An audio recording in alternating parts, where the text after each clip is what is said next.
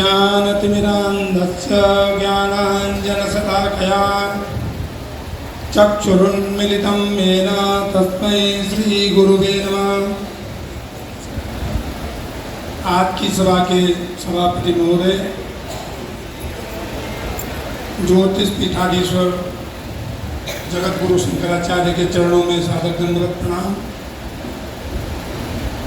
धेनुमानस ग्रंथ को इस मानव जीवन के लिए सुलभ कराने वाले हमारे गुरुदेव को सादर दंडवत प्रणाम। सम्मानित सदन, मेरा विषय पंचगव्य है, पर पंचगव्य के लिए गाय चाहिए और गाय के लिए गौचर भूमि चाहिए। गाय तब पल सकती है जब उसके लिए गौचर भूमि हो, और पंचगव्य तब बन सकता है जब गाय हो। तो मैं संक्षिप्त में पहले तो थोड़ा पंचगव्य पे बोल देता हूं। अतः परम प्रवक्ष्यामि पंचगव्यम उत्तमम पावनार्थं द्विजातीनां इह लोके प्रत्रच। गोमूत्रं गोमयं क्षीरं दधि सर्पी कुशोदकं निर्दिष्टं पंचगव्यं तु पवित्रं मुनिपुंगवै। गोमूत्रे वरुणो देवो हव्यवाहस्तु गोमये क्षीरे सदरो देवो वायु दधि समाश्रितः। भानो सर्विस संदिष्टो कुशे ब्रह्मा देवता जले साक्षात् हरिसस्तं पवित्रं तेन नित्यसः। मूत्रं तु नीलवर्णाय कृष्णाय गोमयं स्मृतं क्षीरं तु ताम्रवर्णाय श्वेताय उच्यते दधि। सर्पिस्तु कपिलाय वैग्राह्य पातकनाशनम् अलभ्ये सर्ववर्णानां कपिलाय गृह्यते। फलमात्रं तु गोमूत्रं अंगुष्ठार्धं तु गोमयं क्षीरं सप्तफलं ग्राह्यं दधि त्रिफलमेरितं सर्पिस्तु एकफलं देव उदकं परमात्रकं सर्वमेतत् स्वर्णपात्रे स्थापयेत् यथाविधि। गायत्र्याग्राह्य गोमूत्रं बन्धद्वारेत् गोमयम् आप्तश्वेत क्षीरं दधि क्राणोति वै दधि। तेजो शुक्र नित्याजं देवस्य कुशोदकं मंत्रित्वा प्रक्षेप आपो हस्तेति मंत्रता। यत्त्वगस्तगतं पापं देहे तिष्ठन् देहिनां ब्रह्मकोर्चोदयेत् सर्वदीप्ताग्निरिववेन्दनम्। पंचगव्यं स्वेत् विप्रो विभ्रायां शिरसानप वैश्यस्य अभ्युक्षणं प्रोक्तं शूद्रस्य तु निरीक्षणम्। आलोडनं परमधनं प्रणवय नैवकारे दुर्भावि स्वर्णपात्रेण पर्णेन वाप्यवे। प्रणवेन हस्तेन आलोड्य प्रणवेनैवा यज्ञ काष्ठेन वा निनमत्य प्रणवेनैवाभिमन्त्रेत्। ये तो था पंचगव्य बनाने का विधि, मात्रा, गाय की वर्ण, ये सब इस प्रकार से है। मैंने आपको संक्षिप्त में बताया। पर इसके लिए गाय, जो हम देसी गाय की बात कर रहे हैं, हमारे धर्मशास्त्र ग्रंथ सब भरे पड़े हैं।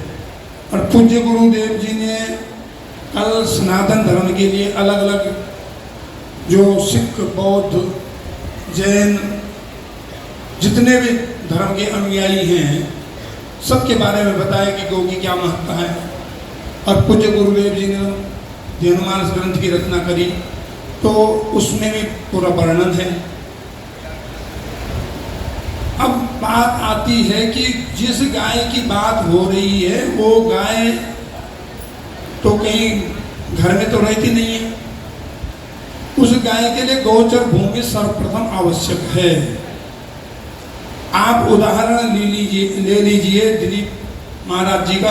दिलीप महाराज सक्षम थे तो क्या वो अपने राज्य में महल में लाके गाय की सेवा नहीं कर सकते थे? पर उन्होंने सेवा के लिए वन चुना, अपनी पत्नी से तो बन गए और उन्होंने गोचारण किया। इसी प्रकार भगवान कृष्ण अपनी बाल्य अवस्था में ही गाय चारण के लिए जंगल गए।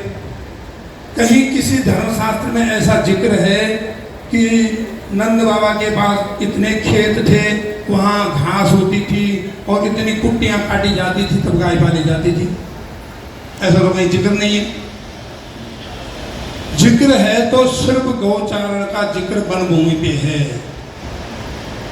और देश में वन भूमि के अलावा गौचर भूमि भी थी, पर सरकारों ने इस गौचर भूमि का अधिग्रहण कर लिया।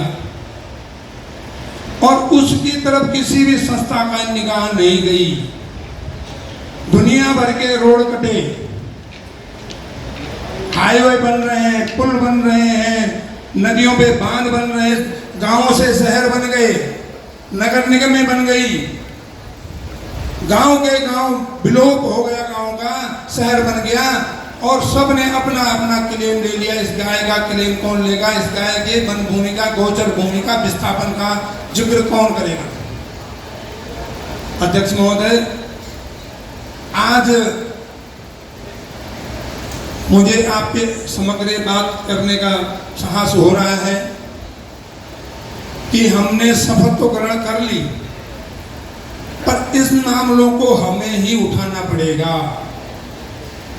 हमें अपने अपने क्षेत्रों में जहां पर भी हैं, आरटीआई के माध्यम से ये पूछना पड़ेगा कि जब ये हाईवे बना तो यहाँ कितनी गोचर भूमि थी, और अगर गोचर भूमि थी तो उसके विस्थापन की बात कहाँ हुई, वो अलॉटमेंट किसको हुआ।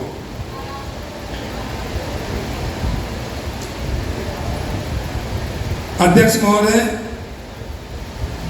गीता में एक जिक्र आता है, गामा विश्वज भूतानि धारियाम में हमोसा पूषणाम चौथे सर्वा सोमो भूत्वा सात्विका अहम वैश्वानरो भूत्वा प्राणिनां देहमाश्रित प्राणपान समायुक्त पचामन्य चतुर्विध। अब एक गोचर भूमि हमारे लिए क्यों आवश्यक है?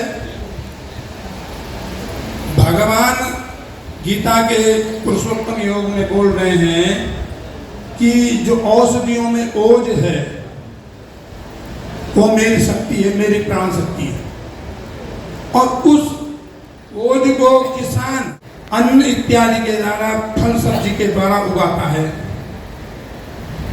दूसरे हमारे जो वैद्य हैं वो औषधियों का दोहन करके हमारे लिए दवा उत्पन्न करते हैं। पर गाय ऐसा प्राणी ब्रह्मा का बनाया हुआ है, भगवान का दिया हुआ वरदान हमारे लिए है कि जो सहज रूप से जंगल में जाती है, उन औषधियों का पान करती है और भगवान के उस ओज को धारण करती है, और धारण करने के पश्चात गव्यों के रूप में हमें प्रदान करती है। हमें ना खेती करने की आवश्यकता है, न हमें बीज बोने की आवश्यकता है, हमारे अंदर रोग शोक कोई नहीं हो सकता अगर हम साधारण रूप से गौ का गोचारण करें, गाय उन औषधियों का चुगान करे और हम उन गव्यों का पान करें। तो सरकारों का सबसे बड़ा कार्य ये है कि वो सबसे पहले गौ को क्यों नहीं बचाना चाहती है, क्योंकि उनको वो भूमि मिल रखी है। तो उसके लिए हमें प्रयास करना चाहिए।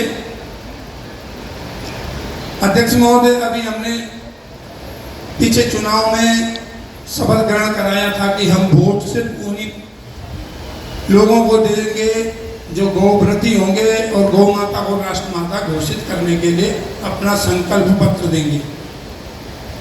मैं आपके संज्ञान में लाना चाहता हूं कि हमने आपके समक्ष टिहरी से एक लोकसभा के लिए प्रत्याशी बॉबी पवार को खड़ा किया था। आपके समक्ष उसने कसम खाई थी, और मुझे खुशी है कि हमने इस बार 1,68,000 वोट प्राप्त किए।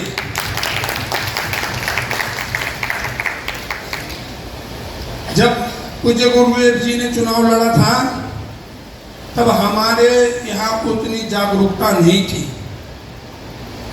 पर इस बार हमने उसका आकलन किया और जहाँ जहाँ हमने जागरूकता पैदा करी हमें वोट मिला। अभी एक विषय आया था गो उत्पादों पर टैक्स का। हमारे उत्पाद अच्छे हैं, सरकार उस पर टैक्स ले, अर्थव्यवस्था बनाए, हमें कोई समस्या नहीं है, पर सरकार उसके लिए सिर्फ एक काम कर सकती है, बूचड़ खानों को सब्सिडी देना बंद करें। हमारी मांग अपने गो उत्पादों के लिए टैक्स की छूट नहीं होनी चाहिए। दूसरी एक और निवेदन है, मैं प्रयाग में भी संसद में गया था और यहाँ भी उपस्थित रहा। मैंने 2 दिन भोजन किया। भोजन के पूर्व हम गौग्रास निकालते हैं, पर गौग्रास गाय तक कैसे पहुंचे इसकी व्यवस्था भी होनी चाहिए। और यहाँ ही नहीं, जितने लोग शपथ ग्रहण में हैं, जिन्होंने शपथ ली है, वो कोई भी सामाजिक कार्य करते हैं, वैवाहिक कार्य करते हैं, चूड़ाकर्म, मुंडन, यज्ञ इत्यादि करते हैं, अगर वो कोई भी भोज का कार्य करते हैं तो वहाँ प्रथम गौग्रास रखें, गौग्रास निकालने की व्यवस्था करें, गौग्रास को गाय तक पहुँचाने की व्यवस्था करें। तब हम ये मानेंगे कि जब हम स्वयं के अपने घर से गौव्रती बनते हैं तब हम अन्य को भी प्रेरणा दे सकते हैं। तो मेरा इतना अनुरोध था। बहुत बहुत धन्यवाद। आभार, सादर।